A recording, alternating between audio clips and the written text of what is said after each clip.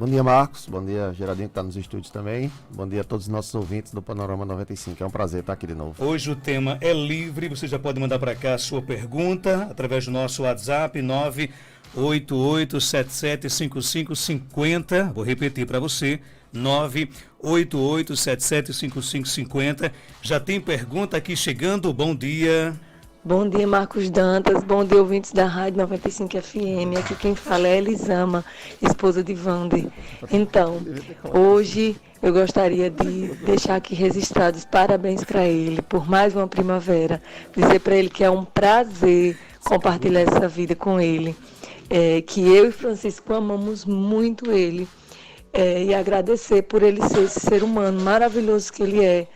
Que se importa muito com o próximo, é honesto, competente, ama o que faz. Dizer para ele que ele continue sendo esse ser humano lindo. Responda a primeira pergunta do nosso ouvinte, né? Isso realmente foi combinado. Eu saí de casa, ela mandou um beijinho, não sei, aquela coisinha toda inocente, parecia um dia normal, né? Eu só olhando para você aqui, que você sabia disso. Obrigado, meu amor, também te amo muito. Eu estou realmente surpreso, não esperava por isso, nem queria, você sabe que eu sou discreto, mas paciência, é isso mesmo. Muito obrigado por ter divulgado. Pois é, obrigado pelas palavras, pela declaração. Fico muito agradecido. É o aniversário do Dr. Wander Weyden, né?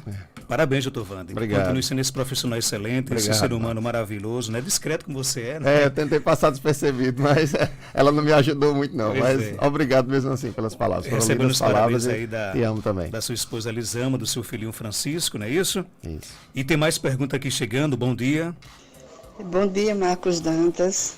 Eu vim aqui desejar um feliz aniversário para meu filho e desejar a ele muita saúde, muita paz e dizer que ele é um ser humano maravilhoso e que a gente o ama muito. Eu, o pai e o irmão também.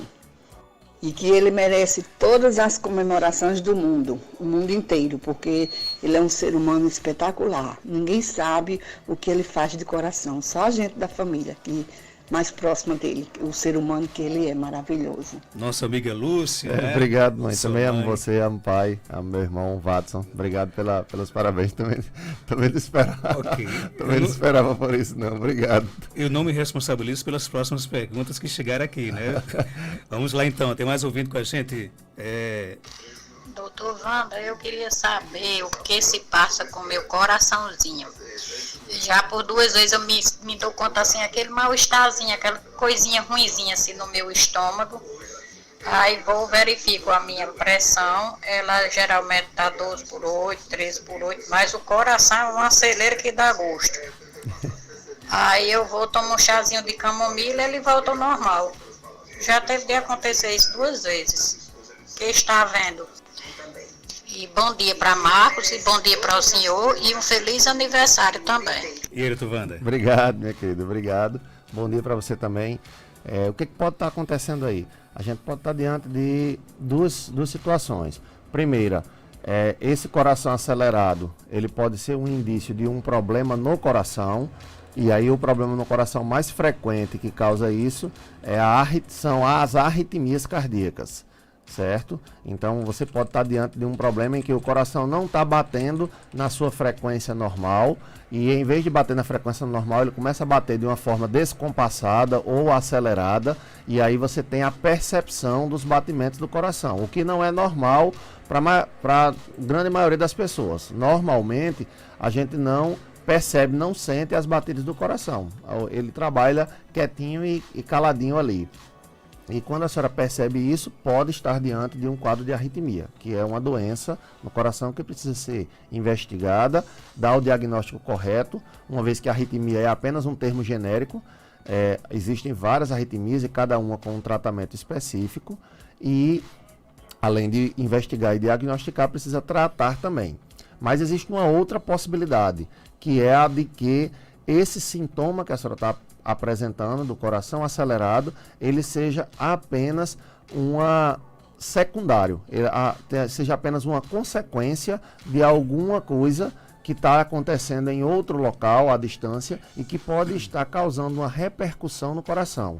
Isso porque O coração, ele muitas vezes, embora não esteja propriamente doente, o órgão não esteja doente, ele sente os efeitos de uma série de hormônios e substâncias que circulam no nosso sangue e que podem provocar alguns sintomas. Então, existem certas condições que fazem com que o nosso coração comece a bater acelerado, e essas condições elas não obrigatoriamente representam um problema no coração. Vamos dizer um dos sintomas mais comuns, por exemplo, ou um dos quadros mais comuns, paciente com febre. A pessoa que tem febre, ela naturalmente, ela joga na corrente sanguínea uma série de substâncias, e essas substâncias elas podem elevar a frequência cardíaca do coração. A frequência do coração é de 50 a 100 batimentos por minuto aproximadamente, e muitas vezes, durante o quadro de febre, essa frequência ela pode subir para 110, 115, 120, até 130 batimentos por minuto, ela pode subir. E isso não é por conta do problema no coração, é por conta da febre. Então, da mesma forma, existem outras condições que podem causar uma reação no coração sem que haja uma doença propriamente dita nele. Mas como é o sintoma que a senhora está apresentando, o que seria recomendado era que fizesse uma investigação, primeiro para tentar determinar se a origem do problema vem do coração ou vem de outro órgão, e aí uma vez que se determina de onde vem o problema, é que a gente pode começar a planejar a forma de tratamento. Ok, tem mais pergunta aqui chegando. Bom dia, Marcos. Dr. Wander, parabéns pelo seu aniversário. Obrigado. Minha pergunta é: quem tem prolapso de mitral torna-se do grupo de maior risco do coronavírus? Faço uso do propanolol, mas quando estou sob muito estresse, mesmo tomando remédio, sinto muitas palpitações. Gostaria de saber também se existe diferença entre palpitações e arritmias, ou se é uma coisa só. Nosso amigo, nosso colega aí de profissão, radialista, cantor, poeta, Hélio de Almeida. Bom dia, Hélio. Vou começar pelo final. Essa sua pergunta foi muito curiosa, muito interessante, e que pode tirar dúvida de muita gente que está nos ouvindo aqui, se palpitação e arritmia são a mesma coisa. Embora elas tenham uma correlação muito próxima uma da outra, mas não são a mesma coisa, elas são diferentes. Palpitação é um sintoma, então a palpitação ela representa a sensação ou a percepção de batidas do coração, enquanto a arritmia representa um batimento anormal do coração, fora do ritmo, seja ele percebido ou não. Então, a gente tem dois cenários distintos. Aliás, não tem dois não, ela tem vários cenários distintos. Você tem a palpitação, que é a percepção do batimento, e você tem a arritmia, que é um batimento anormal. Então, você pode ter uma palpitação sem arritmia, ou seja, você tem a percepção do batimento anormal, mas o coração ele não está batendo anormal. O cenário mais comum são essas outras doenças que não se relacionam diretamente com o coração. Não é uma doença do coração. É uma febre, é um estado de estresse agudo que ativa o sistema nervoso autônomo e descarrega uma grande quantidade de catecolaminas, ou outras condições que geram essa percepção anormal. Um consumo exagerado, por exemplo, de alguns estimulantes, como cafeína, energéticos, podem causar essa percepção anormal. E isso não está representado obrigatoriamente por batimentos anormais do coração. Você apenas percebe essas batidas. O outro cenário, que também é muito frequente, é o de você ter a arritmia e não sentir as palpitações. Você só tem esse diagnóstico quando você vai a uma consulta médica, por outras razões, faz algum exame. O mais comum para se dar esse diagnóstico é o eletrocardiograma, e lá no eletrocardiograma o médico detecta que existe uma arritmia cardíaca. Ou então ele escuta o seu coração, faz a ausculta cardíaca e vê que existem batimentos irregulares e detecta que tem uma arritmia cardíaca. Aí você pergunta para a pessoa se ela sente os batimentos anormais, ela diz: não sinto. Isso também pode acontecer. E existe o terceiro cenário, que é quando você sente as palpitações, ou seja, você percebe o batimento anormal e os batimentos anormais existem. Então eles estão correlacionados um com o outro. Infelizmente, essa não é a maioria dos casos. Então a maioria dos casos é de ou você ter uma arritmia e não sentir que existe, que ela tem, ou você ter os batimentos anormais, sentir os batimentos no coração, ter as palpitações, e quando vai fazer a investigação, muitas vezes não está associado a nenhuma arritmia cardíaca. A minoria dos casos você tem a palpitação e associada à palpitação você tem uma arritmia concomitante. E aí você tem o sintoma que é junto com a doença. Com relação à primeira pergunta, você perguntou se o prolapso de válvula mitral inclui você no chamado grupo de risco da Covid-19. Para a grande maioria das pessoas, o que precisa ver é se esse prolapso de válvula mitral ele veio associado a sintomas de degeneração da válvula. Isso é geralmente relatado no exame que é o ecocardiograma, que normalmente é o exame que dá o diagnóstico do prolapso da válvula mitral. Isso porque existe um grande número de pacientes que têm o diagnóstico do prolapso da válvula mitral apenas por um movimento anormal da válvula, sem que haja uma degeneração, uma destruição da válvula. Ela está preservada em seu tamanho, em seu formato, apenas a mobilidade dela está alterada. Nesses casos, se você tem apenas um movimento anormal da válvula e é um prolapso sem degeneração, eu não incluiria você nesse grupo de risco. Se você tem um prolapso já com degeneração e especialmente se já tem refluxo da válvula, refluxo leve ou principalmente moderado a importante, aí seria de fato o caso de incluir você nos pacientes com comorbidades ou com doenças crônicas que aumentariam o risco de desenvolver formas graves da doença, do Covid-19. Tem ouvido com a gente? Falo com quem? Bom dia. Bom dia, Rita. Oi, Rita. E aí, tudo bem? Eu gostaria de fazer uma pergunta ao doutor Wendy, porque um dia desse eu tive uma raiva muito grande. Só que depois dessa raiva e desgosto. Eu estou sentindo uma dor muito forte nas pernas, essa dor nas costas, essa dor fica dando assim, do lado esquerdo, o braço, e até vontade de vomitar, eu estou com medo de ser potenciário. Agora um raiva e desgosto eu tive, continue doente. Tá certo. Mas a raiva já passou, né? A raiva passou. E ficou a dor nas pernas não passa. E ficou só a dor. Bom, Rita, bom dia para você. Bom dia. Vamos lá. Você vai ouvir a resposta pelo rádio, não é isso, Rita? É isso, Marcos. Um abraço, Tchau. Bom dia, Rita. Obrigado pela pergunta. É o seguinte, como eu vou usar aqui de um artifício que é tentar entender a sua... que é o que normalmente a gente faz dentro da medicina, que é tentar entender a história do doente, como o paciente conta, e eu uso alguns elementos aqui da forma como você conta para tentar entender a importância ou a ordem em que cada um dos sintomas ou das queixas apareceram. Veja você que você me contou que depois que sentiu a raiva, começou a apresentar primeiro uma dor nas pernas, depois essa dor nas pernas passou para uma dor nas costas e depois é que ela veio para cima do peito. Isso é diferente de você ter, por exemplo, apresentado uma grande raiva, um grande desgosto e logo em seguida você já tem uma dor no peito. E isso, de fato, aumentaria bastante as possibilidades de que a gente tivesse diante de um quadro de isquemia miocárdica, que poderia ser representado por angina estável, angina instável ou até mesmo por um infarto. Se você tivesse a dor no peito logo após, imediatamente após o quadro desse grande desgosto, dessa grande raiva.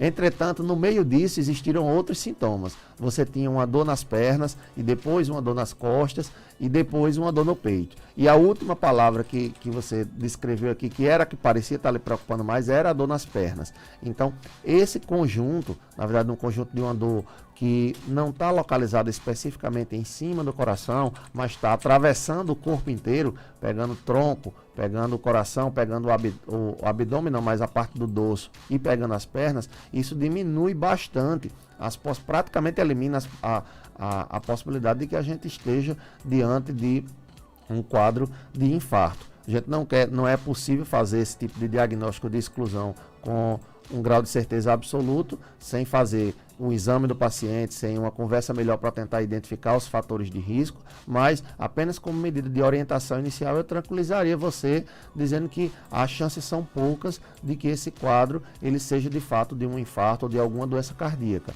Isso porque essa dor no peito ela parece ter vindo bem depois e você mesma pareceu não estar tão preocupada com ela, pareceu estar mais preocupada com as dores nas pernas. E essas ditas dores nas pernas, elas não são uma manifestação esperada de pacientes que têm quadros de angina ou de infarto.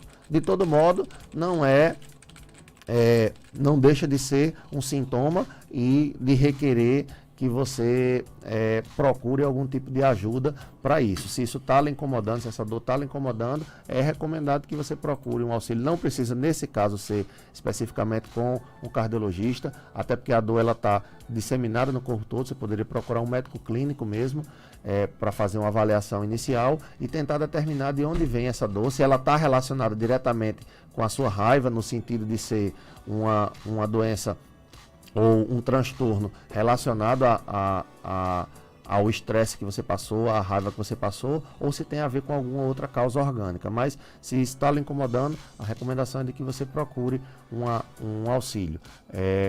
O que me parece, pelo menos das informações que você me trouxe, é de que as chances são baixíssimas de que isso tenha a ver com infarto. Aqui no Facebook, Gracinha Maia, parabéns, doutor Wander, que Deus continue lhe abençoando e guiando para os caminhos do bem, do sucesso, com muita saúde e paz. Obrigado, Ana Marta Nogueira, parabéns, meu amigo, obrigado, pela sua competência e humanidade. Maria José de Medeiros, assistindo e envia os votos de feliz aniversário para Dr. Wander, excelente médico. Radilmo Moraes, bom dia a todos e feliz aniversário, Dr. Wander. Socorro Obrigado. Lucena, ótima entrevista, parabéns, Dr. Wander, né? Obrigado. Eu achei que eu ia escapar. Eu achei na minha inocência que eu chegava aqui quietinho e que ia sair e que escapava. Mas muito obrigado a todo mundo pelos parabéns, pelas felicitações. A nossa amiga Cleide, parabéns, doutor Wander. Quais os problemas que o café traz para a pressão alta? Então, o café, como estimulante do sistema nervoso de um modo global, ele pode produzir, em doses excessivas, ele pode produzir uma elevação da pressão arterial. Isso pode ser prejudicial para os pacientes que estão em tratamento, especialmente aqueles que não têm uma pressão arterial bem controlada.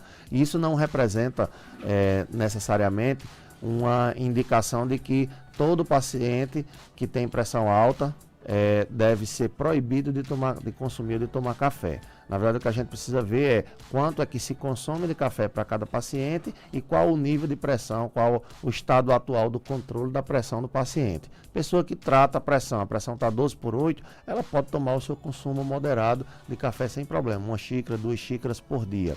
Aí, o que não é certo? Uma pessoa que está com a pressão de 17/10, 18/10, sem o uso das medicações ou ainda com o uso das medicações, mas não estão fazendo o efeito adequado e ainda por cima tomar uma garrafa de café por dia ou por noite, como tem algumas pessoas que de fato se habituaram a consumir grandes doses de cafeína. Nesses casos, aí a gente pede um pouco de moderação dessas pessoas, pelo menos para poder a gente organizar direitinho a pressão e também porque não esse consumo exagerado, quando você tomar 1 litro de café por dia, ele não faz bem, pode produzir, além de problemas na pressão arterial, pode resultar em problemas de arritmias cardíacas, que também não fazem bem. Então, nesses casos, se você tiver com a pressão descontrolada, é recomendado que você não faça esse consumo exagerado.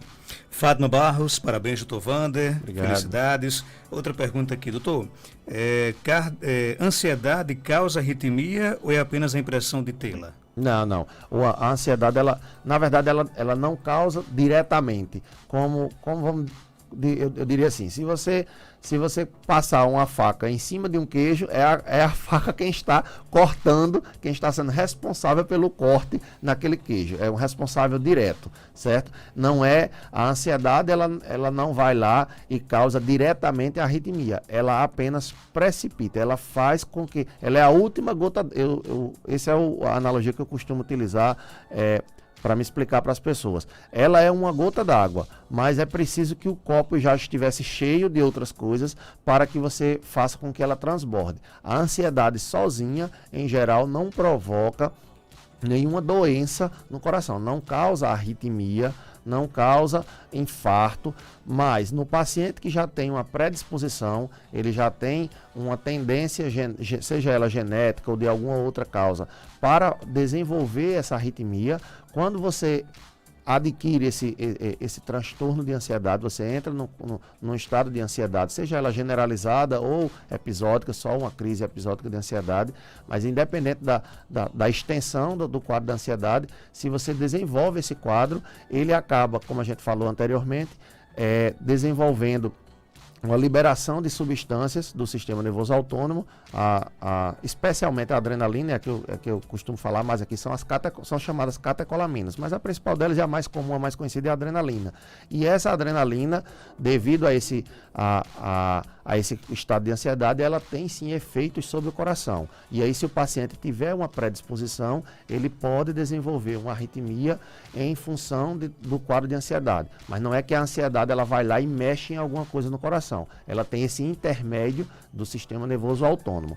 E isso pode acontecer, mas também pode acontecer apenas de você ter o quadro de ansiedade, devido a esse quadro, você ter essa percepção sem que haja de fato nenhuma doença orgânica. O seu órgão está funcionando normal e faz parte apenas do seu quadro mental você ter essa percepção, essa sensação de que tem algo errado no seu coração. Para isso é preciso diferenciar, né? Existem maneiras, existem exames e pelo próprio relato do paciente a gente pode mais ou menos ter uma noção e que é confirmada ou excluída com os exames complementares, mas a gente pode ter uma boa ideia de se esses sintomas eles estão ligados de fato a alguma arritmia ou se eles estão realmente restritos aos efeitos secundários da ansiedade, do quadro de ansiedade. Ok, aqui no nosso WhatsApp, parabéns, doutor Wander Santana, Obrigado. Aqui do bairro Valfredo Gugel. Obrigado, né? Santana. Doutor, tem muitas perguntas aqui chegando e infelizmente não vai dar tempo de colocar todas elas, né? Mas eu queria aqui encerrar o nosso quadro, porque assim, não se fala em outra coisa hoje no nosso Brasil, a não ser cloroquina, né? Cloroquina. Agora, o assunto da semana é cloroquina. Né? E a nossa intenção aqui não é jamais, por exemplo, politizar esse nosso debate, mas o presidente Bolsonaro, ele vem insistindo muito de que, por exemplo, o hidroxicloroquina ou a cloroquina é um remédio eficaz para combater, por exemplo, o Covid-19. E claro que quando um chefe da nação dá uma orientação como essa, as pessoas acabam, por exemplo, correndo para as farmácias, aquela coisa toda. Do ponto de vista da cardiologia, é um remédio que, por exemplo, ele pode ser usado assim de forma indiscriminada, sem receita médica, ou para quem sofre de problemas do coração, tem que ter cautela, por exemplo, ao usar esse remédio? Sim, com certeza, Marcos. Eu começaria essa resposta dizendo o seguinte: eu acho que foi de certa forma apropriada a regulamentação que houve exatamente durante o período da pandemia da Covid-19. Houve uma regulamentação da vigilância sanitária para se solicitar aqui se exigir que as dispensações de hidroxicloroquina fossem ligadas a um receituário de controle especial. Isso quer dizer que você só consegue adquirir a hidroxicloroquina com uma receita médica e com a retenção da receita. Mais do que isso, se você tem a prescrição médica de uma caixa, você só consegue comprar uma caixa. Você não compra duas, não compra três. Isso é importante para evitar o uso indiscriminado da hidroxicloroquina, especialmente do ponto de vista cardiológico, evitar potenciais efeitos colaterais da hidroxicloroquina. Com muita cautela, com muito cuidado, eu tenho boas esperanças sobre o uso dessa droga. A gente não tem ainda nenhum grande estudo que siga toda a metodologia científica, um estudo randomizado, controlado, duplo cego, controlado por placebo. A gente não tem ainda e vai ser difícil que a gente consiga ter em tempo hábil um estudo que passe por todas essas etapas para que a gente comprove cientificamente. Com certeza, a gente se lembra que esse ano a gente está tendo circulação de influenza. Todo ano a gente tem circulação de influenza. Então, houve uma última pandemia em 2009 do H1N1. E esse H1N1 ele não deixou de circular. Ele continua circulando e hoje ele tem o seu tratamento específico, que é o Tamiflu, ou Zeltamivir. E eu tenho certeza que, eu tenho comigo a esperança de que para os próximos surtos, que não serão pandemias do Covid-19, ano que vem, daqui a 2 anos, que a doença ela não vai embora, ela apenas vai se espalhar, a maior parte da população vai adquirir uma resistência a ela, mas uma outra pessoa ainda vai pegar. Eu tenho a esperança de que para o futuro, a droga em si, a hidroxicloroquina, ou a combinação delas, a hidroxicloroquina com a azitromicina, elas irão ser utilizadas de fato. Entretanto, do ponto de vista da medicina baseada em evidências e tomando a cautela, que é o primeiro É o primeiro grande mandamento de quando você toma alguma atitude dentro da medicina, que é primeiro não prejudicar, primo non nocere. Tomando esse cuidado de não prejudicar as pessoas, a gente alerta de que essa substância, a hidroxicloroquina, especialmente quando utilizada associada à azitromicina, que os protocolos hospitalares eles têm preconizado o uso associado das duas substâncias, eles aumentam consideravelmente o risco de desenvolvimento de doenças cardíacas, especialmente de arritmias cardíacas. Então, o pedido é de que as pessoas tenham cautela, que se houver uma prescrição médica, se houver uma indicação, se você consultou o médico seguiu um protocolo de determinada instituição, foi aqui para o hospital regional, foi a uma clínica, e o médico seguiu um determinado protocolo, conversou com você, explicou sobre os riscos e os benefícios e iniciou a medicação, então, e você confia no profissional, existe uma relação de confiança no profissional. Se isso aconteceu, tome a medicação, siga conforme a determinação. Mas a hidroxicloroquina, ela não é um paracetamol, ela não é uma dipirona, ela não é uma vitamina C que você vai ali na farmácia, compra e consome da forma que você desejar, porque ela tem seus efeitos colaterais, e esses efeitos eles podem ser mais sérios do que o benefício que ela pode causar ao nos poupar de formas graves da Covid. Então, a atenção que a gente pede para as pessoas é essa: não consumam a substância, não usem a substância sem uma orientação médica antes. É preciso verificar antes se você tem alguma arritmia cardíaca, se você tem alguma cardiomiopatia, porque isso estou falando apenas dos efeitos colaterais cardíacos, fora de outros efeitos como tontura, diarreia, dor abdominal, que podem acontecer também. A gente está falando dos cardíacos porque foi essa a sua pergunta. Então, a orientação seria essa: se você for ao médico, o médico está suspeitando que você tem um quadro de Covid-19 e ele seguiu algum protocolo específico, ou então ele está baseado em estudos, já saíram de fato alguns estudos,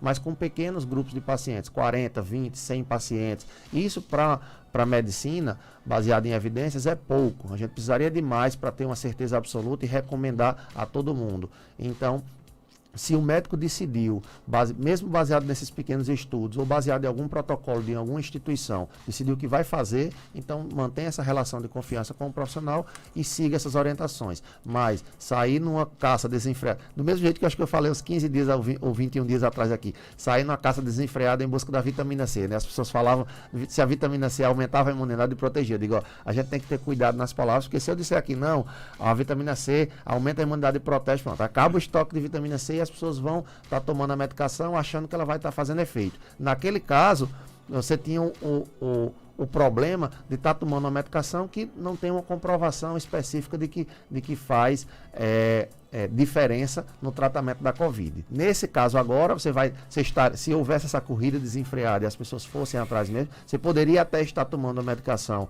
que controlaria, mas você teria um perigo muito maior, que é o de desenvolver efeitos colaterais graves da medicação. Então, não corram às farmácias, não façam, a menos que você tenha sintomas compatíveis com a Covid-19, você tenha um quadro gripal, que você tenha visitado um hospital, uma clínica, um médico, e ele tenha lhe orientado a isso. Se isso acontecer, você segue a rotina, segue o protocolo. Se não, não façam estoques em casa, não comprem, não usem principalmente essa medicação, porque isso pode ser mais prejudicial do que benéfico. Ok, João da UERN está lhe parabenizando. Obrigado. Nossa querida professora Bernadette, aí do bairro Vila do Príncipe. Bernadette, um abraço para ela. Um abraço para o pai dela, seu Francisco José, também, pessoa extremamente boa, cara. Tenho muito apreço, muito carinho por eles. Mais uma vez, feliz aniversário e até quinta-feira, se Deus quiser. Obrigado, Marcos. Até a próxima quinta, se Deus quiser.